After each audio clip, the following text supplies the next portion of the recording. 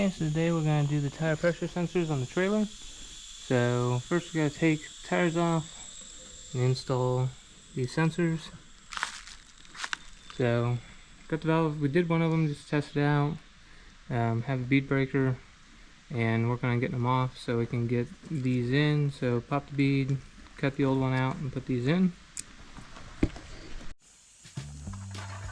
So here, getting the center of the valve stem out.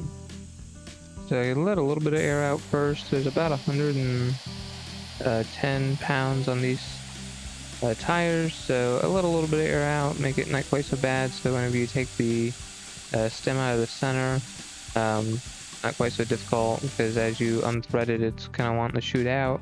So just wheel a little bit out, and then have this tool, have the bigger one here that actually has a handle, so you can kind of get it, and then just get it out, and this lets the air out much quicker. Then here, I actually bought this speed breaker for this purpose. Very handy. Normally we're using like a tractor or something like that, and it's more cumbersome. But here you can have that handle, and it does do a good job just kind of breaking that bead down. So you just put it up against the rim and push the rubber bit down, and found that we need to do both sides, right by the valve stem, and then again on the 90 degrees from that on the other side, or 180 from that, so that kind of whenever we put that new valve stem in, it has some place to go, because there is that little transmitter on the back.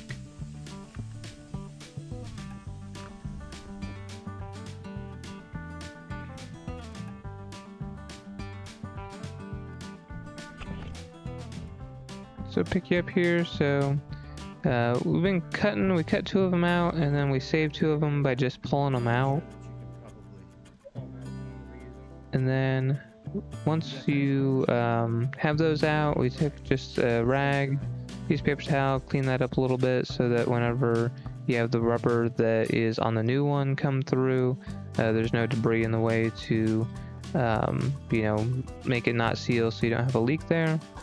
Just do a little bit of cleanup. There's no rust or anything on these, so don't need to buff them. They're still pretty new. But basically, the TPMS sensor just unthreads, and you stick one part through. So that's where you have to kind of put it in at an angle, and then kind of rotate it in so that's sticking down. And then you just have this piece that threads on here, and then we took a socket and just tightened it up. Didn't get too crazy. It's all plastic for the most part, so just getting it snug so that it seals. And then just let off on that. And then we found what worked best was actually kind of jumping on this side. It kind of worked that rubber up and around, and got it so that it would get up past the sensor, so that whenever you start to fill the tire again, it doesn't pinch that sensor. Yeah, do that. Step on it again. Okay, it's over it.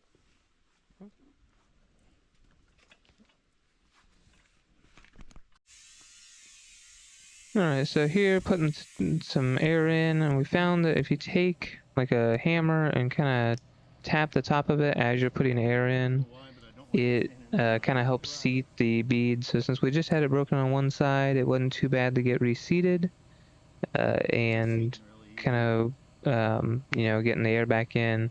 So we tried it a couple times without the hammer, and just wouldn't take any air, so it's just leaking out. So you just do that, and it finally It didn't pop till about 30, 35 last time. finally gets seated. And then here you have it where it fully seats, and it just pops. And we only had about 30 or 40 pounds of pressure in it, so it wasn't very high, definitely for these tires that are supposed to be at about 110. 5 seconds worth or something like that.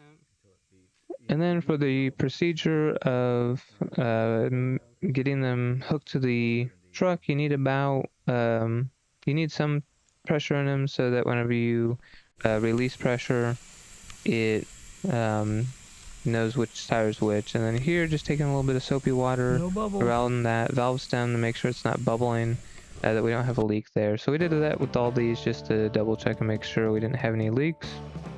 So just going through and doing this for all 4 tires of the tractor, or of the trailer.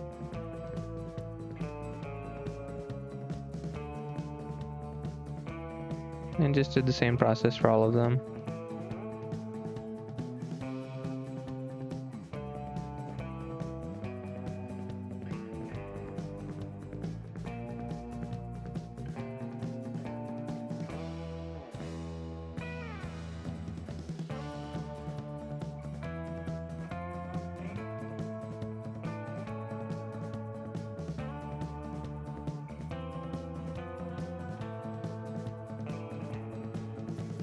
I think all said and done, this took about 45 minutes to an hour to do.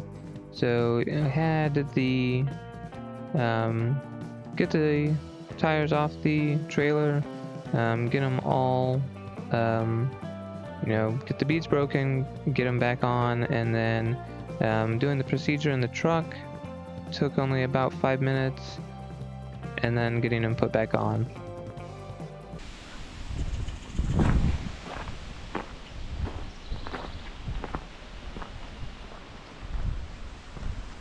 Okay, so I have all the tires done once he gets that one filled up. So in the procedure in the truck, I watched a video, someone else doing this. Procedure kind of shows you in the truck, basically you put them in the bed, like 1, 2, 3, 4, and then it shows you basically, since we don't have the tool, you'll let air out of the tires to recognize which one's which.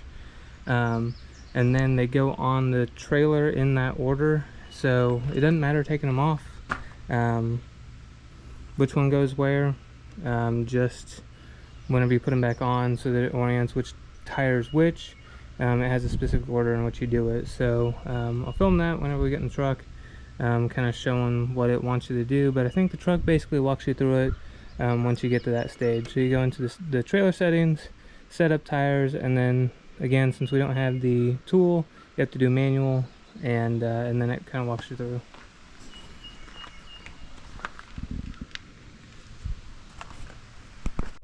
Okay, so on the flat deck tires, so I don't have a tool, so set up manually.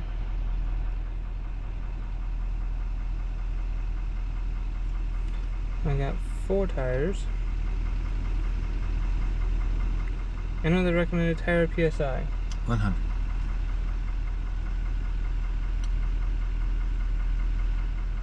I know the recommended tire pressure. Specifically found on each tire. Okay, next. Okay, so yeah, so it's 1, 2. Counterclockwise. So 1, 2, and then 3, 4. Okay, so I'm gonna write on them right now. Okay.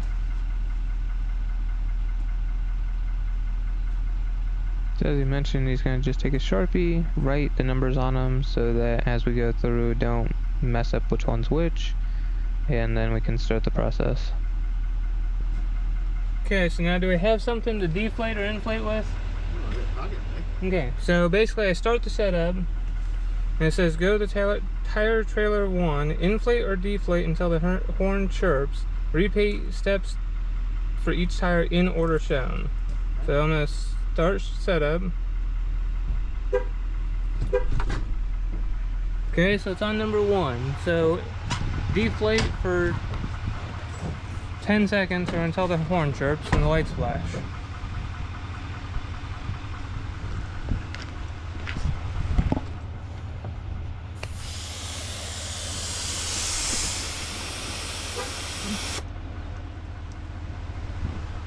Okay, so then it should say go to number 2.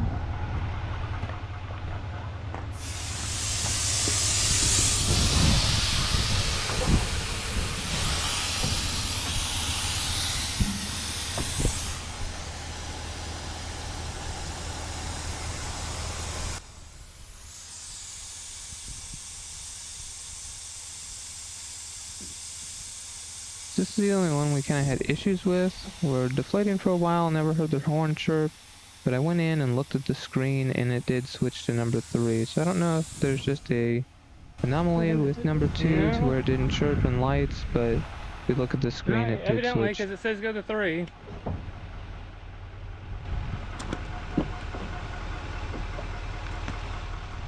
Three is this one. Thank you.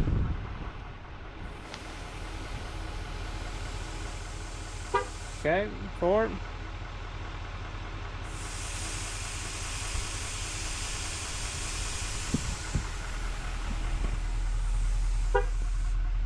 Okay, all set.